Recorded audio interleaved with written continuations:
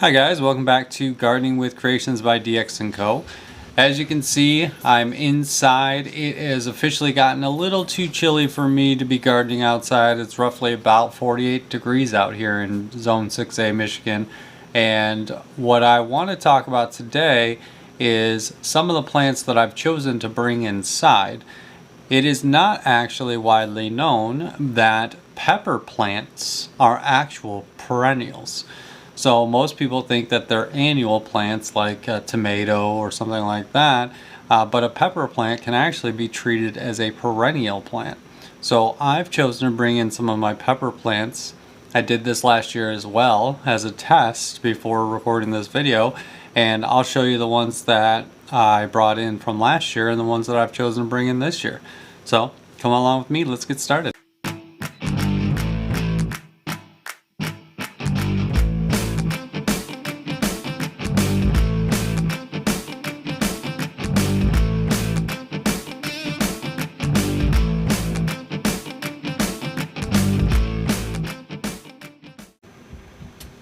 Alright, so as you can see, I definitely brought in my lemon tree. Now most of you guys who have been following this channel for a while know that that lemon tree actually we grew from seed, and I bring it in every year.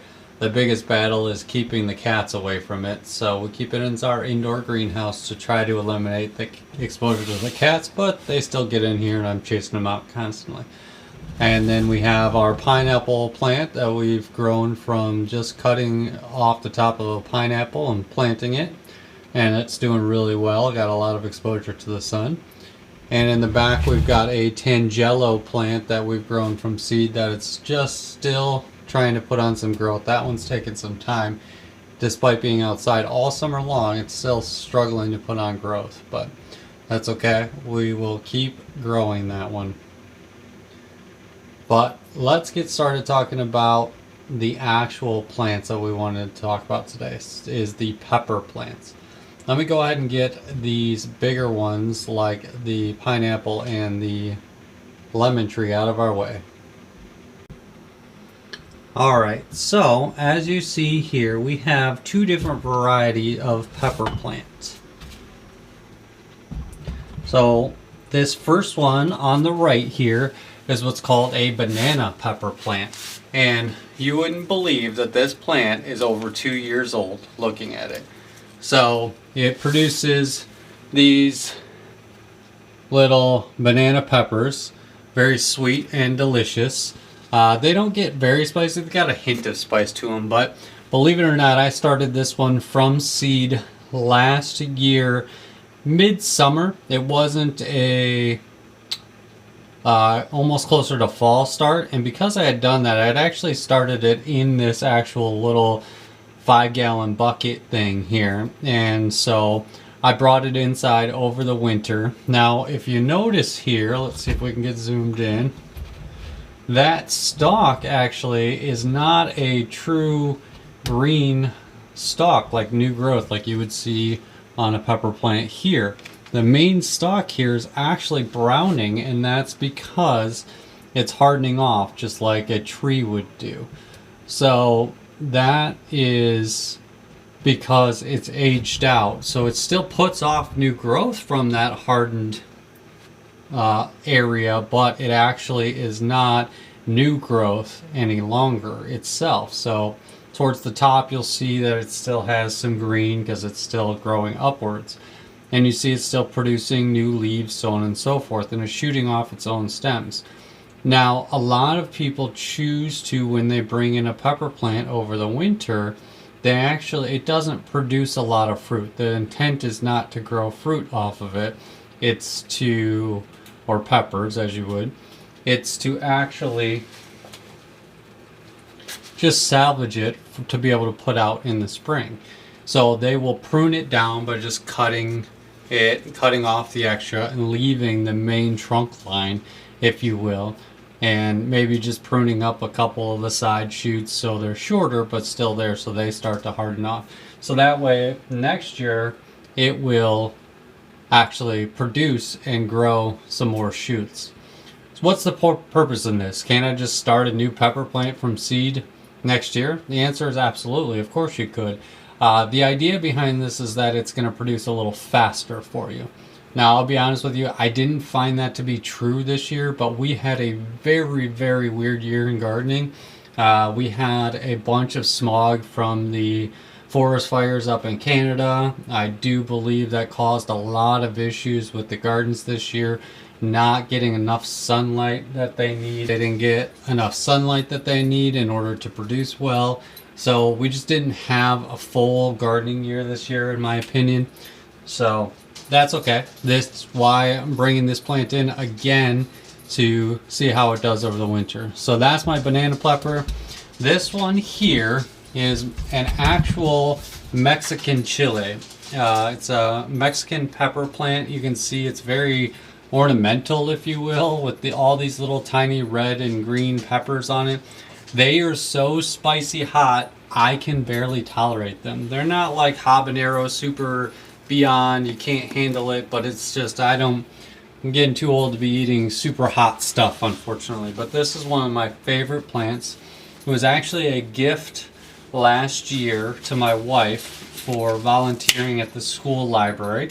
The librarian, very sweet lady, gave this to my wife, and so she, of course, me being the gardener, she gave it to me to grow out. So I put it in the garden, grew it out, grew these beautiful peppers, and was like, this is such a cool plant. I really, even though I don't harvest a lot off of it, I do on occasion.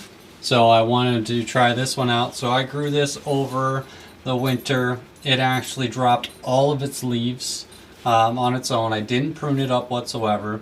As you can see here, we've got some nice sturdy hardened off stalk there. We've got some shoots that are hardening off, but we had so much new growth this summer from this, and you can just see how well it produced. You can see at the top it's a little dead in some areas. We could prune that back. What I am going to do, what I didn't do last year, but I do want to make sure that I do this year, is I'm going to take off all of this fruit here and get rid of that just by plucking all of that, harvesting all that, making sure it's done. You can see that the leaves are getting a little droopy.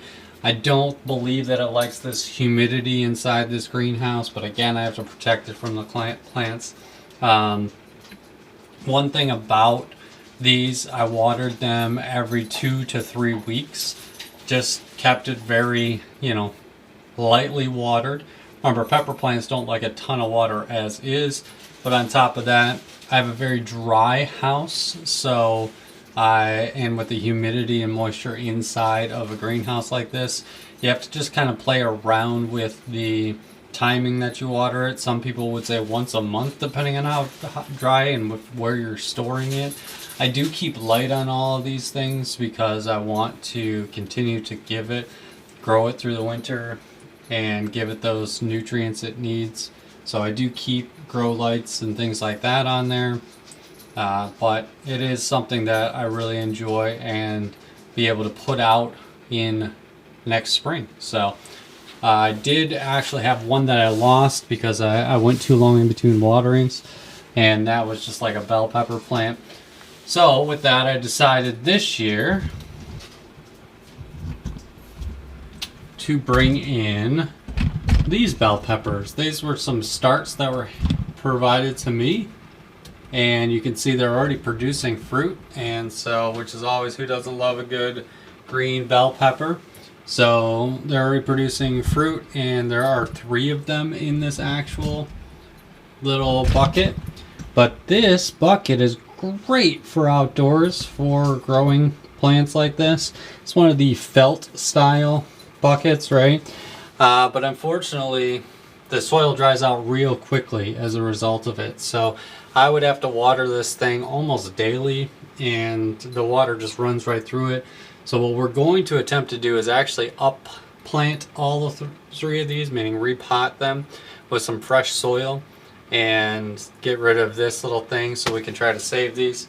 It's not a great idea when it's producing fruit like this because it may not take, but that's okay. I'd rather try to save the plant than save the fruit, and we will see what we can do. So we have 4 pepper plants in this one, and you can see already the cats have been in here digging, which isn't great. And that is exactly what we were talking about today with pepper plants actually being perennials.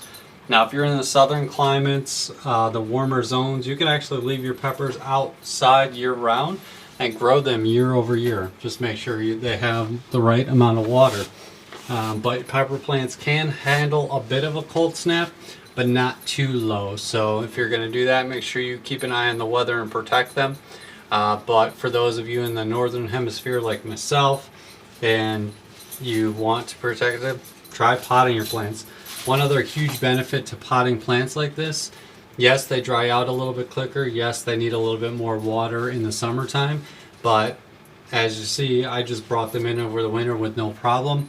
Just take them out in the spring. I leave them in these pots, and or you could transplant them, but it's just 5-gallon buckets work great for little planters. So just a matter of what options you're looking for when it comes to your garden, and you can move them around in the sunlight as needed. Okay, so there you guys have it. Let me know what you guys think in the comments down below. Have you guys ever actually tried overwintering any of your plants? Do you typically bring in your garden plants to save them, to put them out year after year? Is there a favorite plant that you've tried with this? So on and so forth. I mean, indoor gardening is a lot of fun. It's definitely the next stage if you're an outdoor gardener year round. I recommend, if you have the space, this is a $40 or $60 greenhouse. It's got these wonderful shelves you can attach lights to. I've got a video on that. I'll link it down below for you. It's totally worth having the extra space. If you don't have animals, you can take even the thing off and just have the shelves. It's a great frame for that too. So thank you guys very much for watching. Really appreciate you guys taking the time. Let me know if you guys have any other thoughts on indoor gardening down below in the comments. And as always, I hope you guys are staying safe and enjoying your gardens. Thanks for watching.